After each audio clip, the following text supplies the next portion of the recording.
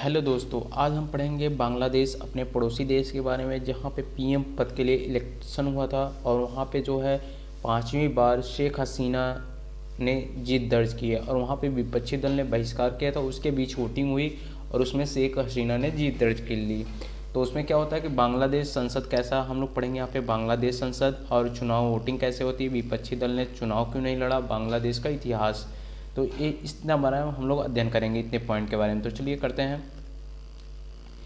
तो यहाँ पे देखिए, बांग्लादेश के चुनाव और हिंसा वारदात दोनों ही चर्चा का विषय है। मुख्य विपक्षी दल बांग्लादेश नेशनल पार्टी BNP, ये याद रखिएगा, आप लोग के लिए इम्पोर्टेंट है, कि बहिष्कार के बीच बीते रविवार को मतदान हुआ था, जिसके बाद मतगणना के दौरान पहना दिया, जिसके बाद अब पांचवी बार बतौर प्रधानमंत्री बांग्लादेश का नेतृत्व करेंगी।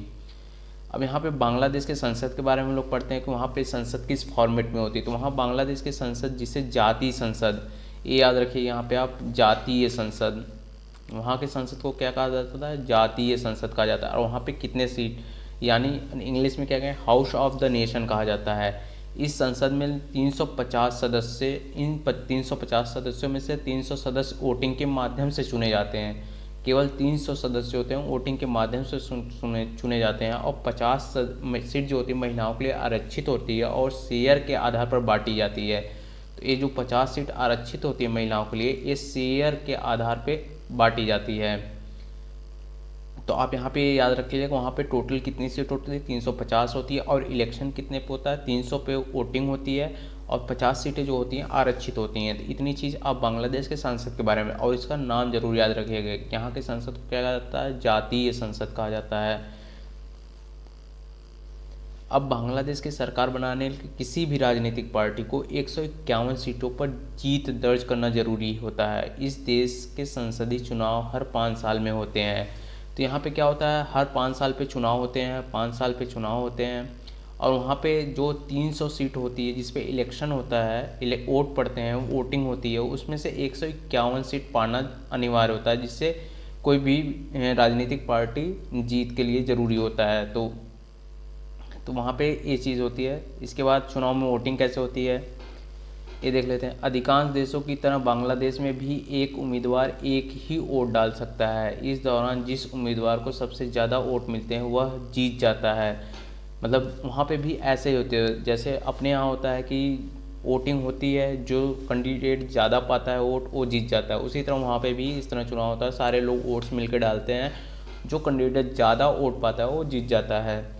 और प्रधानमंत्री के चयन के बाद यह उम्मीदवार बांग्ला या अंग्रेजी में शपथ लेता है। अब वहाँ पे जो शपथ लेते हैं तो वो किस माध्यम से वहाँ पे लेंगे, तो वहाँ की लैंग्वेज जो है बांग्ला या अंग्रेजी में शपथ लेता है। बांग्लादेश में 2 प्रमुख पार्टियां हैं। अभी आपने देखा था कौन कौन सी पार्टी है। पहली पार्टी कौन सी है जो अभी इलेक्ट हुई है, पीएम शेख हसीना की, अवामी लीग पार्टी। पहली कौन है, अवामी लीग पार्टी, अवामी लीग पार्टी। और दूसरी कौन सी है, दूसरी पूर्व पीएम खालिदा जिया के नेतृत्व वाली मुख्य विपक्षी बांग्लादेश BNP है, बांग्लादेश नेशनलिस्ट पार्टी। तो ये 2 पार्टी आप याद रखिएगा वहाँ पे। और विपक्ष ने चुनाव क्यों नहीं लड़ा, अब देखिए ये क्या रीज़न था कि विपक्ष ने चुनाव क्यों नहीं लड़ा वहाँ पे। तो देश की मुख्य विपक्षी पार्टी बांग्लादेश नेशनलिस्ट पार्टी और उसके समर्थक पार्टियों का आरोप है कि शेख हसीना की सरकार निष्पक्ष और पारदर्शी नहीं है। इन पार्टियों का आरोप है कि वर्तमान सरकार आम चुनाव में धांधली और वोटिंग के दौरान हेरफेर करती है। तो जैसे अभी अपने यहाँ ही त्वरित मुद्दा चल रहा है कि हाँ ईवीएम पैड को लेकर चल रहा है कि हाँ ईवीएम में ये गलती हो रही है, वैसे वहाँ पे भी उस सरकार पे भी आरोप लगे थे और उसी वजह से विपक्षी दल ने चुनाव का बहिष्कार किया था कि मतलब इसमें धांधली हो रही है, वोटिंग अच्छे से हेर फेर हो रहा है। तो उसने विपक्षी पार्टी ने इसलिए बहिष्कार किया था। हालांकि शेख हसीना सरकार ने क्या कहा, हालांकि शेख हसीना की सरकार ने इस आरोप को हमेशा ही नकारा है। विपक्ष के द्वारा आम चुनाव का बहिष्कार करने का एक कारण ये भी है कि बीएनपी और उसके सहयोगी दलों के लगभग 28,000 नेता, अब सोच लिए विपक्ष दल के 28,000 नेता को ही अगर गायब कर दिया जाएगा, उसको जेल में भर दिया जाएगा, तो उससे क्या होगा कि वहाँ पे जो विपक्षी दल वो कमज़ोर हो जाएगा।